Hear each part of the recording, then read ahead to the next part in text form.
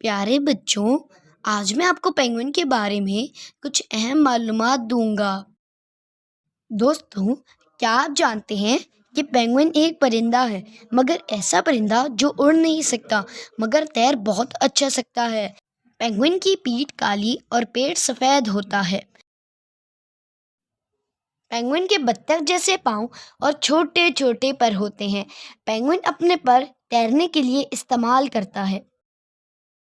Penguin 17 किस्म के होते हैं। एम्peror पेंगुइन सबसे बड़ा होता है और लिटिल ब्लू पेंगुइन सबसे छोटा।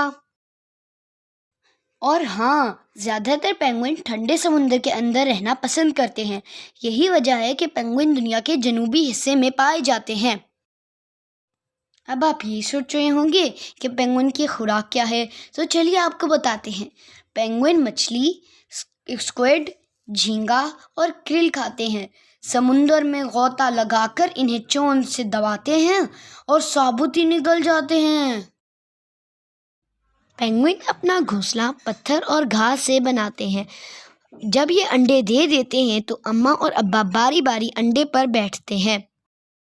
जब पेंगुइन के बच्चे ज़रा बड़े हो जाते हैं तो इन्हें नर्सरी स्कूल भेज दिया जाता है। कभी अम्मा, कभी अब्बा बच्चों के लिए खाना लेकर आते हैं। जब वापस आते हैं तो इतने सारे बच्चों में से अपना बच्चा पहचान लेते हैं। कुछ महीनों में बच्चे समुंदर में तैरना, मछली और स्क्विड खुद पकड़ना सीख लेते हैं। फिर एक दिन अम्मा अब्बा के पीछे पीछे दूर समुंदर में निकल जाते हैं। अगर आपको हमारी वीडियो अच्छी लगी तो हमारे चैनल को सब्सक्राइब करें, वीडियो को लाइक करें और अपने दूसरे फ्रेंड्स के साथ शेयर करें। मिलता हूँ एक न्यू वीडियो में। Bye bye.